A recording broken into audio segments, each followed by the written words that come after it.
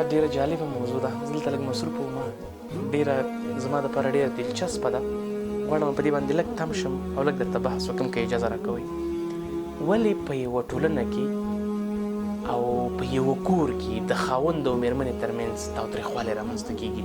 حتی دا تاوتریخوالی دومره وغځېږي چې یوه میاشت یو کال د عمر تر پایه پورې دغه تاوتریخوالی غځېږي.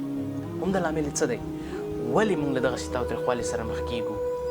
نه یوازې دا چې د خاوند او مېرمنې ترمنځ دلته تاوتریخوالی شتون لري، بلکې د کورنۍ دا ټول غړي، که د دې هلک کورونه دي، که د دې هلک پلار دی، که د دې هلک مور ده، حتی که د جینۍ ورونه دي، دا ټول ورسره پریشانه وي او تشویشونه کوي. په داسې حال کې چې د دوی ترمنځ باید د رفاقت او د دوستۍ هغه اړیکه لا نوره هم محکمه شي، خو مګر دوی په یو بل باندې بې اعتباره کېږي.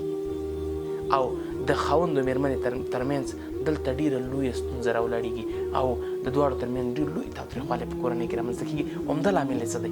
عمده لامل یې استاد محترم دا دی چې ګوره موږ په دې معاشره کې کله چې هلک کوژده کوي، د هلک پلار له دې خپل زوی نه پوښتي چې آیا زه تا ته دغه جینۍ کوم، خوښه دې ده که نه؟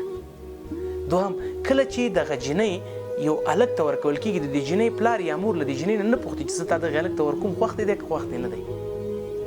نو کله چې د دې دواړو نارضایت وي او د دواړو یو بل متقابل خوښ نه وي، نو ضرور په کور کې تاوتریخوالی رامنځته کېږي. ولې دلته کله جینۍ نه څوک پوښتنه کوي او دلته له هلک نه څوک پوښتنه کوي زه تا ته دا جینۍ کوم یا دې جینۍ ته وایي زه تا ته دا هلک کوم، دا اصلا یو جرم موږ تاسې ګڼو. اصلا زموږ ستاسې په ټولنه کې په معاشره کې دا یو جرم دی. خو نه، دا خو اصلا یو دیني مسله ده. باید هلک او جینۍ دواړه سره راضي وي تر څو ژوند یې له خوښیو ډک اوسي. نو کله چې دا جینۍ د جینۍ پلار دا فکر کوي که زه مې د خپل لور نه پوښتم چې دا هلک دې خوښ دی که خوښ نه دی، دوی اصلا دا یو لوی جرم ګڼي.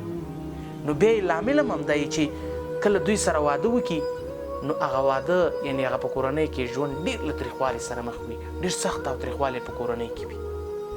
دوهم همدا لامل دا دی چې کله یو هلک ته خپله مور ځي رشته ورته غواړي، یوه جینۍ ورته کوي، د دې خپل زوی په خوښه نه ځي چې زما د زوی دغه ځای خوښ دی، دغه جینۍ خوښه ده.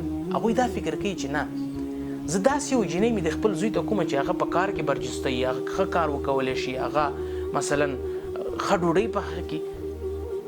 او بالاخره بیا چې کله دا جینۍ را واده کړي دې کور ته، دې جینۍ ته داسې فکر کوي ته وایي چې دا د دې کور غلام دی.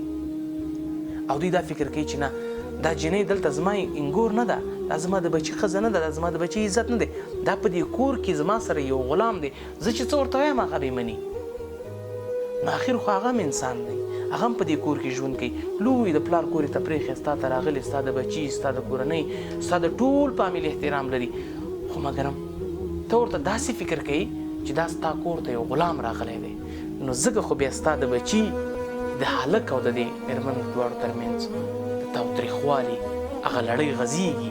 دا تر یو کاله پورې محدوده نه وي، تر نیم کاله پورې محدوده نه وي، حتی د عمر مکمله هغه حصه ورسره په تاوتریخوالي کې نغښتې وي او د دوی ژوند له ډېرو ستونزو او له ډېرو ننګونو سره ډک وي.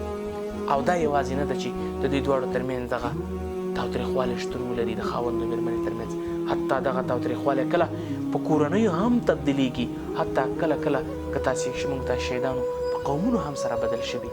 او دغه تاوتریخوالی د دې لامل شوی دی چې د یوې لویې دښمنۍ سبب ګرځېدلی دی. نو استاد محترم لوی لامل یې هم دا دی چې د رشتې پر مهال یا د نامزادۍ پر مهال باندې هلک او جینۍ نه پوښتل کېږي چې آیا زه تا ته دغه هلک کوم یا هلک ته وایي زه تا ته دغه جینۍ کوم، دا دې خوښه ده که دې خوښه نه ده.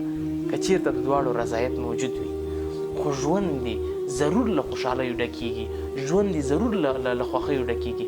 خو که چېرته د دواړو نارضایت وي او دواړه سره ناراضه وي، ژوند به ضرور له تاوتریخوالي سره مخي او ژوند به ضرور د داسې ستونزو سره لاس او ګریواني چې دوی به بیا د ژوند تر پایه پورې له دغې ستونزو نه خالي نه شي او له دغې ستونزو نه به خلاصون ونه مومي.